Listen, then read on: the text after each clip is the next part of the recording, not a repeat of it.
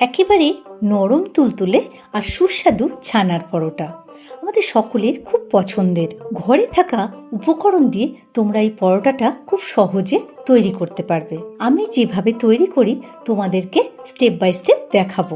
এতে করে তোমাদের ছানার পরোটাটা যেমন তাড়াতাড়ি তৈরি হয়ে যাবে আর একেবারে নরম হবে। হাই, আমি অর্পিতা চক্রবর্তী, তোমাদের সকলকে স্বাগত জানাই স্বাদকাহনে। চলো তাহলে শুরু করি।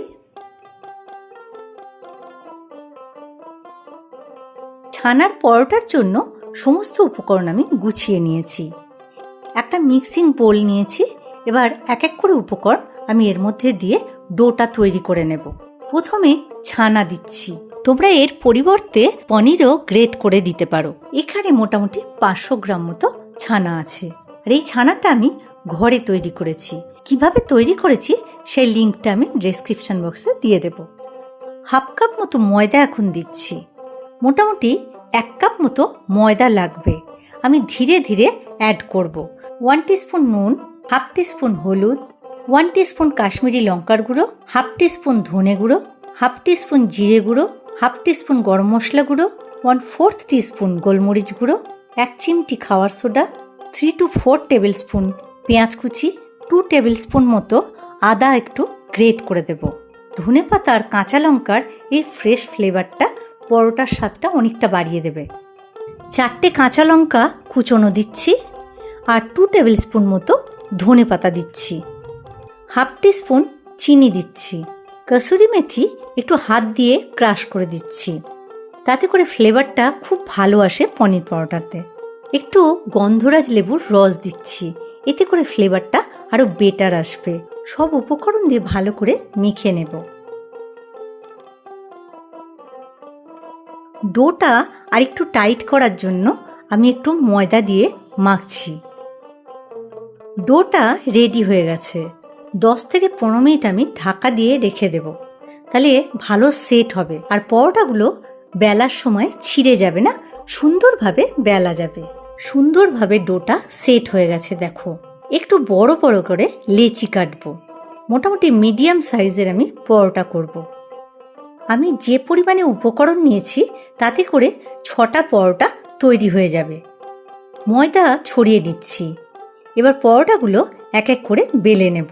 খুব জোরে জোরে বেলবে না, খুব হালকা হাতে বেলতে হবে, কারণ পনির তো খুব নরম হয়, তাতে করে ফেটে যেতে পারে।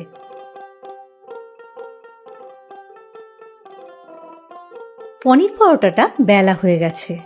এর থেকে বেশি পাতলা আমি করব না। এক এক করে সব পরোটাগুলো আমি বেলে নেব।